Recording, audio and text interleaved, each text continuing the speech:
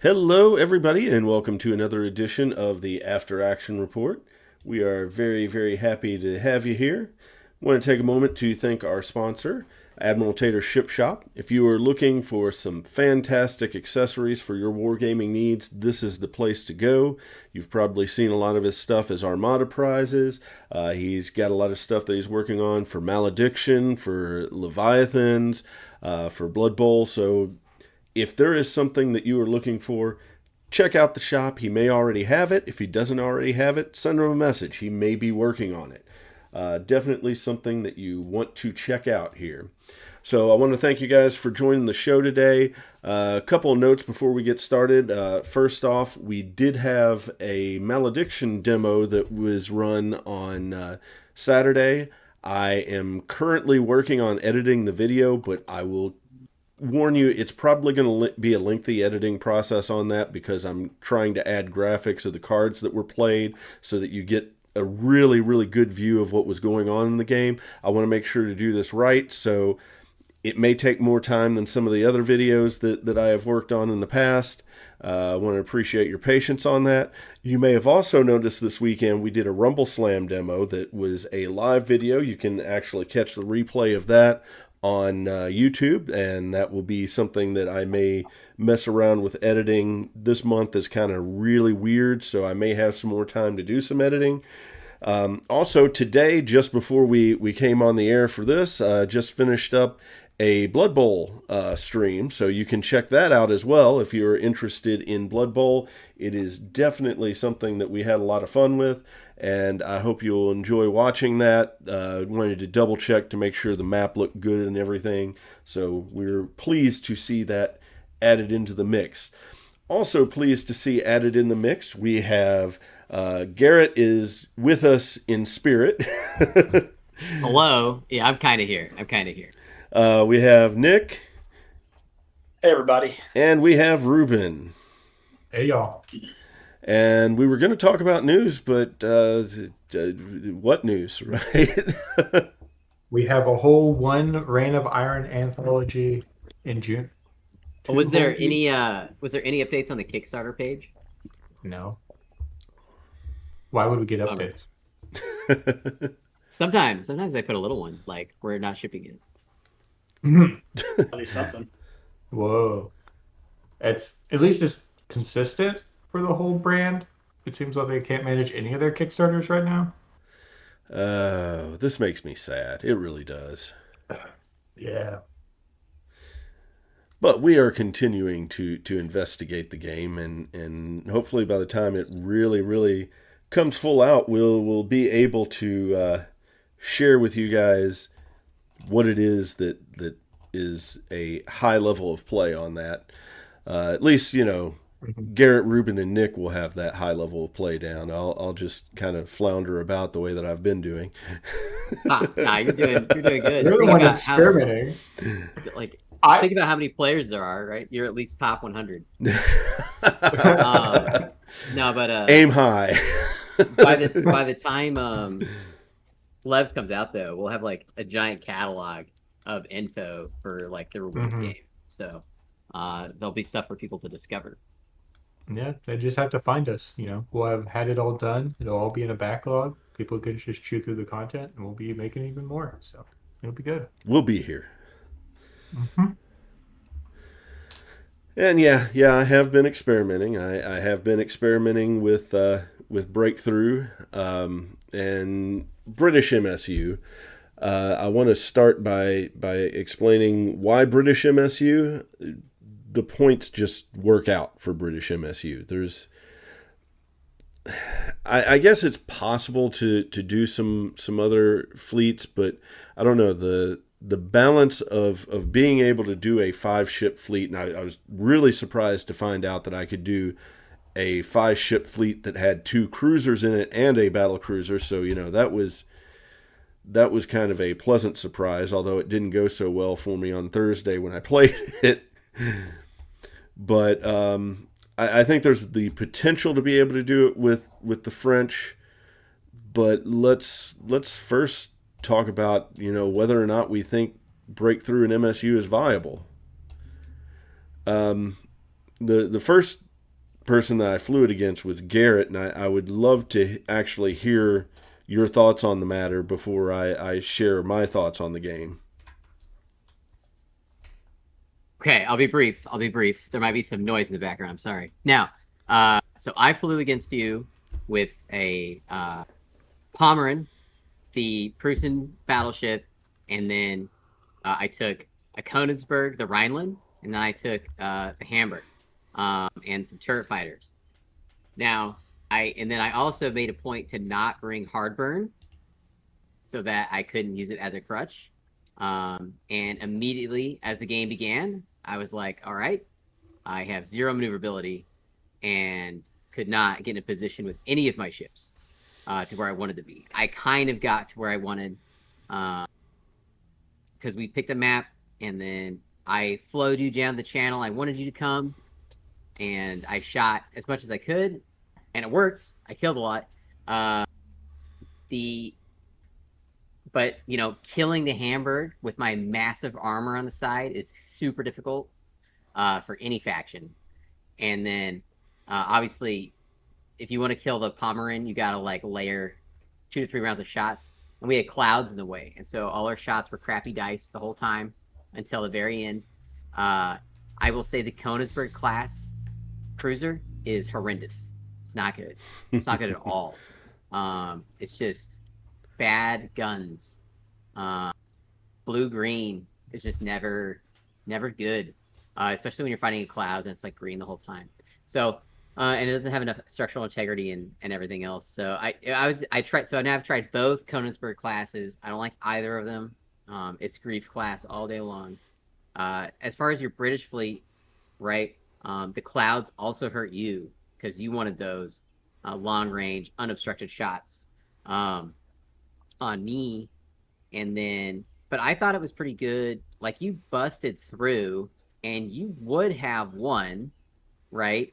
However, I was able to get an insanely lucky shot at the end that killed a destroyer in basically a single shot.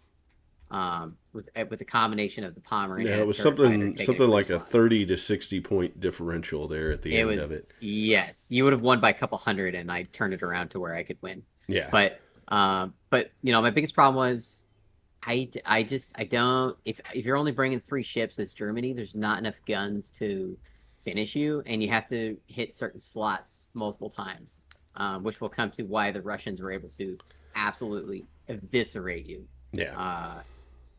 Because of precision cruise, right? Anyways, that's what I got. Yeah, from my perspective on it, to be perfectly honest, the Essex was a lot more durable than I expected it to be, and the lack of German maneuverability allowed me to actually get through in ways that I didn't think that I would. I'll be perfectly honest, I felt like that was a really good game for me, and I just needed some practice on that, but I wanted to try to get a second cruiser in there rather than, the build that I was running against Garrett had 3 destroyers, a cruiser, and a battle cruiser. When I was able to figure out how to run 2 cruisers, 2 destroyers, and a battle cruiser, I feel like it is still the better build to have the 2 cruisers. But I flew poorly against a more versatile fleet the following week, and that really killed me. I just, the survivability of the build is actually really good, but there is one map choice that everybody's going to choose, and that map choice really hurts and makes breakthrough difficult. One? I think so. What was it, Nick? Because you and Garrett both ran the same map, and it is rough. Yeah, I'm not sure if it's mountains. I don't know which one it is. It's the one that has the C-shaped mountain, the 2 large mountains. Mm-hmm. With the one little shot trap through the middle. Yeah. You've got 2 thin channels on the side, and then you've got a bigger channel in the middle, and they're kind of diagonal to each other. The mountains are. Yeah. So that's kind of an anybody that doesn't have turret side guns, like anti-British, anti-French kind of. Well, and the thing Yeah. is, you put heavy clouds in the furthest into your zone area to make it difficult for the ships to actually move through there. Mhm. But checking the movement values and everything, I probably would have been better off to just go for that gap. I could have actually made the move and gotten the ships through to get the points, and that would have forced Nick or Garrett to actually come through the big gap to try to stop me. Okay. Well, and that was originally my plan, was to kind of force you to, um, I imagine the heavy clouds was still going to be your best like avenue, and so by putting it there, it would at least slow you down, because I knew my battleship would need like 4 turns to get around the mountain, Yeah, and so that's why I deployed the way I did, was that I could go through the gap and hit you as you're coming across, and the clouds would slow you down just enough for me to get an extra turn to catch up to you and prevent you from getting through. well, and I deployed poorly because I gave myself no option. I had to go through the far right channel, and because of that, not only that, I led with the battle cruiser through the gap, and that meant everything could fire on the battle cruiser to start with, and that pretty much doomed it. So I would like to say that I got no useful information out of the game with Nick because I played just damn poorly. So we had talked about breakthrough, and our two major points were, oh, you just full stop and the person has to come to you. And, oh, you can always just sit there and shoot into your deployment zone. So you shouldn't play the mission. And our conceptions about how MSU plays is that, oh, it can't brawl a knife fight because it's too easy to kill the destroyers. I recently played against Italian destroyers, and I learned that the math actually generally says that you basically almost always need to bracket them because they have 2 miss slots. So a lot of times if you roll a single shot and you hit that miss slot, you might as well have just bracketed your guns together to ensure that you just go through a location. Yeah. And when you start shooting at them like that way, destroyers are, I mean, in time to kill, they're as tanky as almost anything else. Every shot will go through, but if you're having to bracket all your shots, that means you're taking half of the firepower, which means even though you only have 4 slots before BTK roll comes through, that's 8 guns worth of fire, which would probably do the same thing to a cruiser. And in both cases, the odds of the cruiser just blowing up from a location destroy and a destroyer blowing up from a location destroy, I mean, the destroyer is definitely dead, and the cruiser's pretty much probably dead. So maybe they're close to as durable. Well, the other thing that I'll point out that I've observed from actually running it is that because you're running in a tight formation, your fire is a lot better focused than what it normally is. And if you focus on one ship with all 5 ships, you're probably taking it out. And that's guns that aren't firing back at you as you're coming across the line. Mm-hmm. Now, my unfortunate thing is that Nick got my good guns early. And he precisioned you? It wasn't even lucky. precision. He just got lucky. Yeah. Wow. It was a torpedo. Yeah. Mm-hmm. Okay. It was the first location of the game was his saturation gun. Yeah, and torpedoes make breakthrough rough. Yeah. Especially if you choose the right map. Makes sense. Mm-hmm. Let's see here. Unfortunately, there's no room to put fighters in the build to be able to try to take down torpedoes, but I think it would definitely benefit from some fighter support.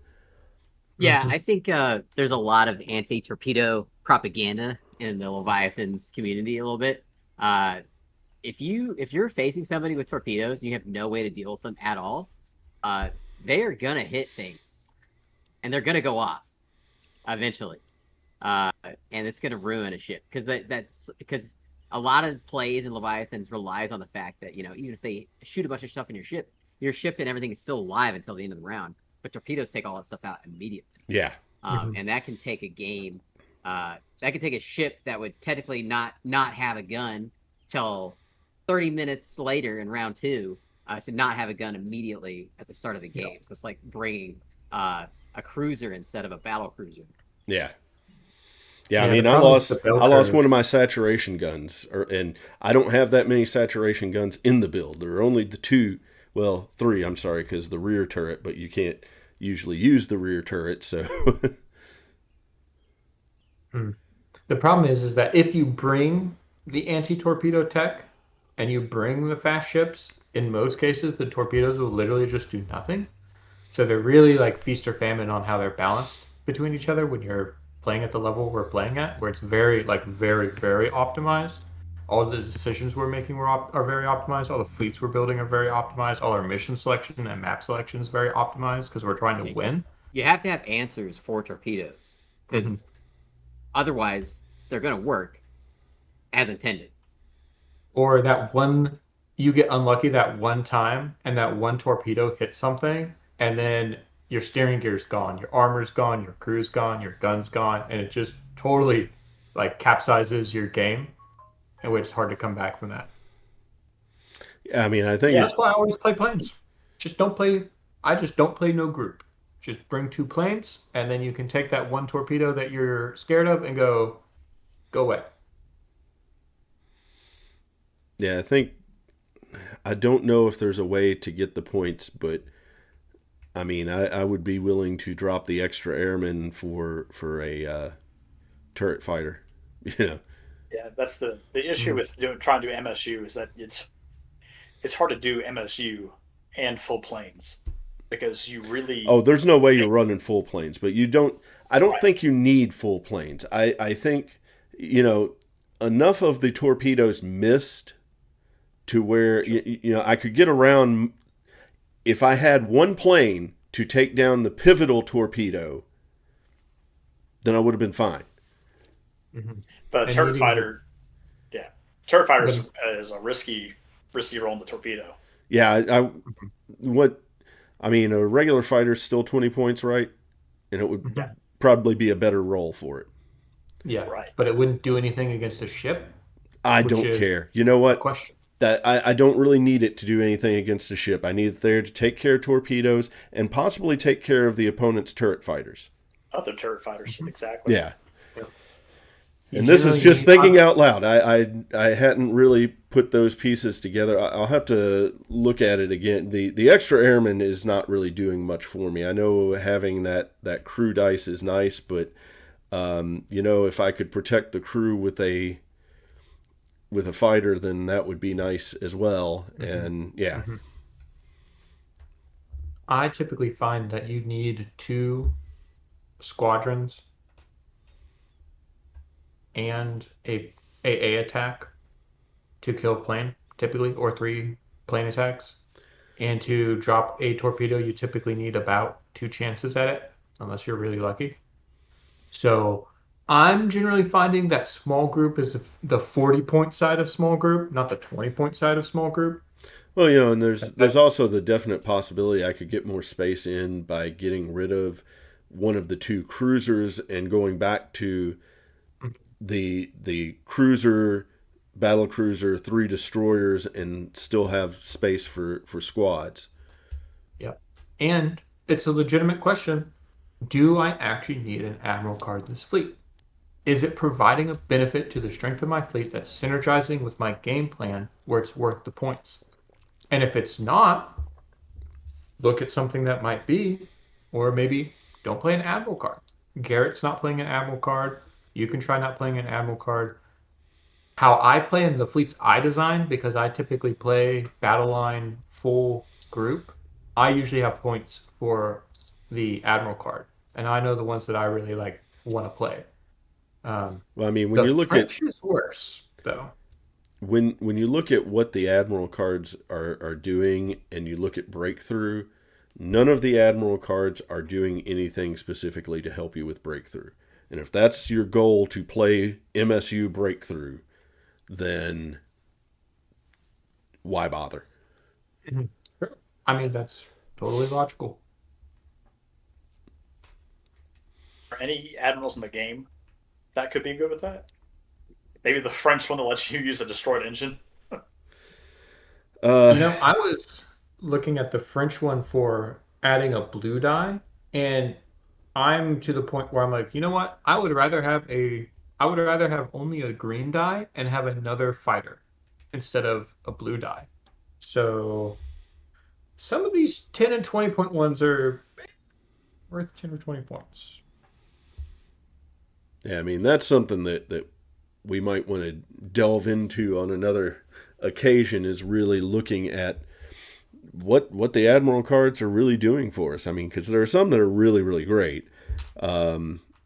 I know for the longest time I was a big fan of the British keel cracking or whatever Mhm. it's called that lets you throw a black and a red instead of two reds. But That's still a top tier ad.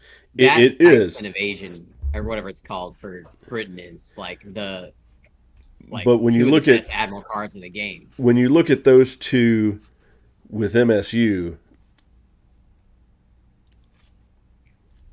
I just well MSU with breakthrough they don't do anything, especially tight spin evasion is not going to do Mhm. anything for breakthrough because you're getting rid of movement and you don't want to stop. The only argument I could see is that since you're spamming so many small attacks, if you took keel cracking, it's basically a +2 effectively to your roll. So if your goal is to kill one of their ships and then get through, Well, maybe and I that's mean worth the 20 points. that is definitely the objective. Your goal doing breakthrough is focus fire on one ship, and hopefully you've got to choose the right ship. Of course, I mean you want to choose something that you're going to take out, but you want to take out the biggest thing that you feel like you can possibly take out. Just so that you don't have those guns firing at you as you're barreling your way through.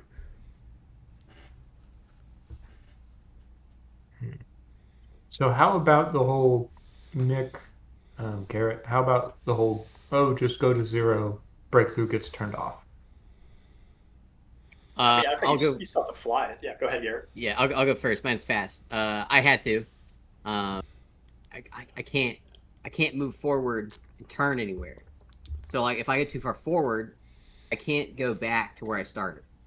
Even in my Mhm. game, I had to go to 0 and turn to stay in like a lethal range. Like I have no way to move forward and turn around and U-turn or anything like that. Well, so I mean, it was not optional for me to stop. And that didn't work well. No, not for the Konigsberg especially. No. Yeah, for me, I mean, and that's just the difference in fleets. Russian fleets are very maneuverable. So you know the issue with it is that if the MSU player is bidding for first player so they can pick breakthrough, it gives you control in clouds, gives you control on map. And so what do you do? Chris, you banned narrow map, which is probably the best thing you could do because otherwise that would have just been Yeah, the same game just in a box. not Uh, even that. I mean, you really you cannot physically cannot make the run on a narrow map yeah, because Really? you have to turn at some point to change your to keep from flying off the map, and you're just you don't have the room to choose the right maneuver. Interesting. yeah, and you're forced into a broadside basically because you fly a battleship up, one turn. On the second turn, you broadside, and then the entire fleet is going to be flying straight into the full effect of a battleship's broadside, um, and let alone the entire fleet's broadside. I would have just dropped the Peter and the Pilata at range at hex 10 and been like, "You have to come at me. You can't stay back." And you have been flying into just every gun overlapping, and all I would have to do at that point is sit there and you can either try to fight me, or you fly past me, in which case I still am just shooting you in the back because my range extends all the way to my deployment zone. So there's no way to get past it. On the bigger maps, like open map, you can go left or right. You can't protect both sides of the map, but on narrow, you can protect your entire chasm side of your canyon. Yeah. I picked the map I did because I picked that. I've been picking that map a lot with Russians because I do have the maneuverability to take advantage of those mountains and to take advantage of like these large obstacles. Yeah, those mountains are so damn big. Yeah, you put clouds in a couple positions. You force the engagements. My fleet synergy with my Russian fleet has been very much like I don't mind shooting through clouds because I have typically high armor values and higher crew values. So I don't mind doing a long range exchange because it's going to go favorably for me in the long run. Because you're trying to fly past, I just have to watch and see what you're doing. And my battleship speed 5 turns on 2. On turn 2, I can see which direction you're going, left or right, and then I can start meeting you there. And again, I bring all those torpedoes, which unfortunately you had to come around the mountain, which is another reason I like that map, is because that pass has a 3 hex wide gap that you have to turn around, and I put 6 torpedoes in that 3 hex gap. Yeah. And you no matter what you do, if you want to come around the mountain, you're going to eat 2 torpedoes at the very least. And if you don't, then you're not breaking through. Yeah, I mean, the smart move would have been to go through the heavy cloud. And I didn't. On the opposite side of them, so you guys are just passing in the night from each other, basically. Yeah, I mean, you're pretty much using the mountains for cover, and yeah, you're going to get slowed down going through the heavy cloud, but it's not enough to keep you from getting into the deployment zone. Okay. Does it slow you down by a turn? It does. Okay. So my plan with that you is can if I saw you you can cut- get you can get across the map with speed 6 ships in 5 turns. You can get into that area that you need to be in 5 turns. Okay. So you have 1 turn. And that's including the turns that you need to make in order to stay on the map. So Okay. the last, you've got 1 turn of movement to play with as far as getting tricky. Okay. Nick? Yeah, and that was kind of my plan. My plan was to either force you through the heavy cloud or to fight you in the gap, which is what ended up happening. And it went pretty much exactly as I wanted it to. It went completely favorably for me. But the other plan is because you would have to make that decision immediately. So if you had turned left on like the first turn, Which I I have all the wanted information. to, but I couldn't. Right. And you couldn't. There wasn't enough So- space. Yeah, and so like if you had done that, then like I know on turn 1 that you're going for the heavy cloud. So I turn around on turn 2, or I start turning around on turn 2 and turn 3. I make it all the way around. On turn 4, I'm on the bottom side of my mountain, and you're just starting to hit the heavy cloud. On turn 3, maybe at the end of maybe even turn 2, my torpedo boats are already on that side, and my Pilata's coming up around the mountain to start shooting your destroyers or start shooting your engines. I think if Pilata comes out, you just kill it, and then you don't score the mission and win. Yeah, well, I don't put the Pilata in range. I just have the Pilata wait because it's speed 10. Oh, I hate the Pilata. Well, I can just wait Is on it? the. And it can turn, right? It's HPT 1. It's Yeah, it goes to 0 and flips. Yeah, it's HPT It's 2 a with 2 stupid steering ship. gears. Yeah, that's so good. It should be 250. Having anything that can turn of 1 hex it just changes how the whole game plays. I just feel so much better when I'm playing anything that's not HPT 2. The other thing is all the guns are turreted on the front. So you're shooting the side and there's nothing worth hitting on the side. It's not going to increase your survivability if you take out the side of the Pilata. Yep. Yeah, and then you take out the entire side and I turn it around. Yeah. Okay. And you're still shooting me with those turrets. I hate Pilata. Yes. I will fly it next time. I'll put a list about it. Are we then kind of in this discussion, to me, it seems that you need a bit deeper deployment so that your opponent doesn't know how you're teed up. Yeah, it's kind of the map makes it difficult to because of how far out that mountain goes. You cannot turn if you're trying to. You have to commit from your deployment. From A or B, Yeah. like sidewise. Yeah. Okay. Now you can leave the option of, am I going to shoot the center gap or am I going to shoot the further north gap? Okay. But you are going to leave. You can either have that choice or you say, hey, I'm coming up this side channel. Stop me. Mm-hmm. And there's probably a heavy cloud there. There's a heavy cloud on the far one. The side that I ended up going, there was no cloud there. So There's a if regular. if I remember the game correctly, there's the one oblong here, and then there's the 3 hex gap, and then there's the other like the wider oblong at the bottom, right? And you came around this way through a light cloud, right? yeah. Mm-hmm. And he caught you, and like all the ramming and scrum started right here, kind of right Yeah, under but he the had already channel gap, dropped. right? He had already dropped torpedoes in the channel, Mm-hmm, and that mm-hmm, mm-hmm. softened me up before we even got into really So a shooting match. why didn't you go on the other side of it down through? Like just go straight on the wider side of your map when you're looking at it. Because I deployed stupid. Okay. So Um, your general strategy is to go on, now you understand you need to go on the wider side, yeah, and then your fork, like your decision fork, is shoot the gap or go for the heavy cloud. yeah, Okay. yeah. Because if if you go for the small gap on the far side of the map, you are committed.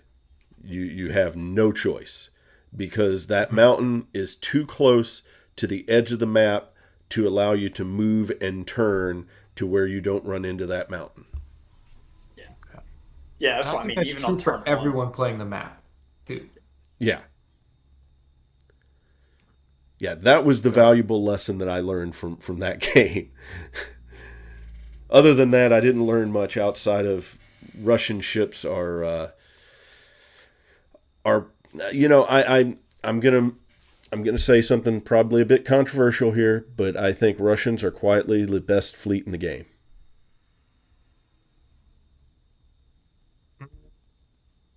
Their good ships are better than most other factions' good ships. They have a lot of trap options like every other faction. But when you're playing like Palada, one of the good battleships, any two given destroyers, their aggregate power is probably higher than French, Italians. Mm, yeah. Well, yeah, I say this to Nick all the time. I think Precision Crew makes Russia It's broken. elite, Yeah. which is funny because sometimes he doesn't even need it because he rolls pretty good on his slot dice. But Yeah. but like on a regular person, like me, your average scrub, being able to move what slot I'm hitting would save so many games from ships getting away that have taken like 10 breaking the kill rolls and I still haven't killed them. Yeah, we had Just by talked being able to about scrim our slots. we had talked in Discord amongst ourselves about, you know, I made the statement that accurate guns are better than bigger guns. And Yeah. Oh, I and Nick, what's that admiral you have? The precision crew or precision shots. Yeah. Yeah. So it's So just like it's- what does it do? So at the start of each turn, I choose a cruiser. For that round, its guns are treated as having the precision crew ability. Incredible. So like you can Yeah. take 20 ships that points. are balanced to not have it, and then now they have it. yeah. It's See, good. It's good. To me, that card is as dumb as Heartburn. Like, don't make a ship where the trade-off is its durability and it has solid guns in good positions, but it doesn't have precision crew. Well, And this then is say I only think that's 20 way better points. than Hardburn But like, because you it's can a crutch. put it on any ship through the round. It can be a crutch, but the other factions have to have a answer in the way of their own crutch. Because any game is going to have stuff like this, but they just need to have a way Yeah. to take advantage But of it. I- I But think like- the That's mechanics just are not very good. good design, personally. We need to Like, I think add. the trade-off should be in the data sheets, in the actual rules. But the thing is, the And- obvious point to the precision guns is, oh, I'm going to take out his gun so that he can't shoot back at me. Yeah, but the point that you may miss in looking at that is that, okay, I've hit something. I've rolled a 15. It's not going to damage this slot, but it's going to damage that other slot. So I'm going to move it to some place where it's actually going to do the damage. And that is huge. It also lets me, and that's also why I don't really mind to bracket or to not bracket my Pilata, because if I hit a miss slot, I just go, okay, I just +1 it and get off the miss slot. Yeah. Because if if I just shoot my guns and I roll a 1 in the slot die and it's a miss slot, I say that's 2. Okay. Yeah. And maybe, It's maybe strange to me that the that. rules work that way, Right. but Maybe they could sure. fact that, say like miss slots are checked before you apply precision, but as of Maybe. right now, it's not Yeah. addressed. But we will talk about Russia on another date, because, man, we could go down this rabbit hole, and I actually have already talked with the rest of the group, and we will be talking about Russia in 2 weeks. But let's at this point, no. at this point, we're doing deep dives for all the factions. We've pretty much done everything else. Yeah. So Yeah. we can go admiral cards, ships. I don't know. We'll figure it out. We Or we do definitely. like a faction overview, and then we can break down by ship class and all that. Good stuff. Yeah. But getting Content back for days. to MSU and Breakthrough, I have looked at other factions as far as this is concerned, and I just really, I think the French have the possibility of doing it, and it might even be better because the French will have more torpedoes than the British do. Plus, the guns are not located in such a vulnerable spot on French ships. At least as vulnerable as your approach demands. But are you considering the HE torpedoes? Is that what you're thinking about? Any torpedoes would actually just help you out because they're screening your approach. Okay, I see. Because if you put a whole bunch of torpedoes into the heavy cloud, it makes it a lot harder to get approached as you're coming through, so the cloud isn't messing up your fire solutions. Okay, I mean, that makes sense. And all the factions have a lot of these destroyers that are basically 2 shitty guns stapled to the bow and stern, and then torpedoes out the sides. Yeah. It's a really common build between all the factions. That's part of the problem, though, because with Breakthrough, your side torpedoes don't matter. I have to leave, but I want to say one final thing. Obviously, you need to try this a few more times. Oh, yeah. To get this strategy down more pat. I don't think France would be better. I don't think you having torpedoes is going to solve your taking torpedoes problem. I think the only way you're going to get around that is having a couple fighters to shoot down torpedoes that are overwhelming you, and then Makes sense. practicing more on that mountain map, and maybe playing around more with some more maneuverable ships that like trading off guns for maneuverability, perhaps. I don't know. Anyways, I gotta go. Bye, everybody. All right, take care. See ya. Okay. And you didn't actually witness any of the games, did you, Ruben? Only tangentially. While I was not shooting at Pommern with no hard burn, because don't shoot at German battleships. It's just a trap. It's a trap. And that was with Italians with these new line of sight rules, which worked, sort of. I will say our whole community now is like, oh, I gotta ram stuff now. It's the new thing. Ramming, for sure. It's always good. Well, I mean, there were options for me to ram this time that made sense. I don't actively look to ram, but man, I really wanted to destroy that battleship, and I thought I was close, and then nope, and now I'm going to repair it. Haha. Yeah. Was the issue is that you just didn't have the opportunity to really put any damage on it. So ramming it once into a mountain was like, well, that's some slots. Like that was a completely fresh side, so it got hit once for 3 slot dice, and I went, okay, that's The thing is, I had some good shots, and then just rolled really bad and couldn't break through. I couldn't punch through the armor in order to, because the other side, I rammed into the mountain first to try to get some more damage slots to give me some more bonus on the breaking the keel roll, and then rolled the shots that I felt fairly confident were going to break the keel, and oh no, that bounced. Nope, that bounced. That bounced too. yeah, that's the hard thing. And now about I'm this going to game. repair. That's the hard thing. Yeah, that's the hard thing about this game with like MSU is like battleships bring the big guns to damage other battleships. And like your battle cruiser has like a big sat gun on it, but if that gets taken out early, like you really lose the ability to meaningfully hurt battleships. Yeah. Because only doing a slot or 2 every turn is not going to kill a battleship. You have to aggressively bracket. Like the You're green, only, the blue greens, you're still probably, in most cases, your 47 mils, your 57 mils, the blue green guns. You typically need to be double bracketing at close still, and triple bracketing at long to get it to do things into most like cruiser shaped enemy ships. So if it's a battleship shaped enemy ship, you're probably still going to need to triple bracket because you are shooting a higher volume of guns than most other lists will. You've got a whole extra ship, so it's got at least like 2 extra bracket attacks in it compared to a ship like the fleet style fleets that I fly. So to me, it seems like you really want to make sure that anytime one of your ships activates, it does like kill something. Like it does the Yeah. damage. It doesn't bounce because you can't really rely on throwing a whole bunch of yellows like how I design my fleets works.